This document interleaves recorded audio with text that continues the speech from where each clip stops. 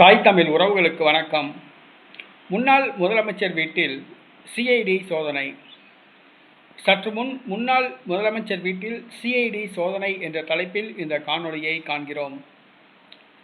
2026 சட்டசபை தேர்தல் 5 மாநிலங்களுக்கு நடைபெற்றது. தமிழ்நாடு, புதுச்சேரி, கேரளா, அஸ்ஸாம், மேற்கு வங்காளம். இதில் தமிழ்நாடு, கேரளா, மேற்கு வங்காளம் இந்த 3 மாநிலங்களிலும் ஆளுங்கட்சி படுதோல்வி அடைந்தது. தமிழ்நாட்டில் மு.க. ஸ்டாலின் படுதோல்வி அடைந்தார். திமுக படுதோல்வி அடைந்தது.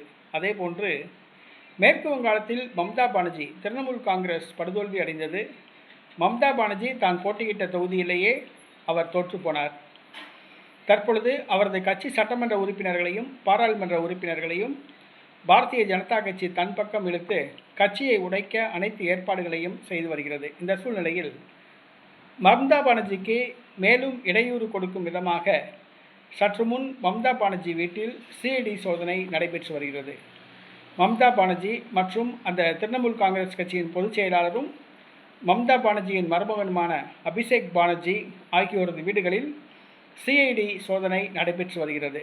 அதாவது திரிணாமுல் காங்கிரஸ் கட்சி எம்எல்ஏக்கள் கையெழுத்தை போலியாக போட்டு கடிதம் கொடுத்ததாக குற்றம் சாட்டப்பட்டுள்ளது. மம்தா பானர்ஜி, அபிஷேக் பானர்ஜி ஆகியோரது வீடுகள் மற்றும் கட்சி அலுவலகங்களில் இந்த சிஐடி சோதனை நடைபெற்று வருகிறது. இது இந்தியா முழுவதும் பரபரப்பை ஏற்படுத்தியுள்ளது. மேற்கு வங்காள முன்னாள் முதலமைச்சர் திரிணாமுல் காங்கிரஸ் கட்சி தலைவர் மம்தா பானர்ஜி வீட்டில் சிஐடி சோதனை நடைபெற்று வருவது இந்தியா முழுவதும் பரபரப்பை ஏற்படுத்தியுள்ளது.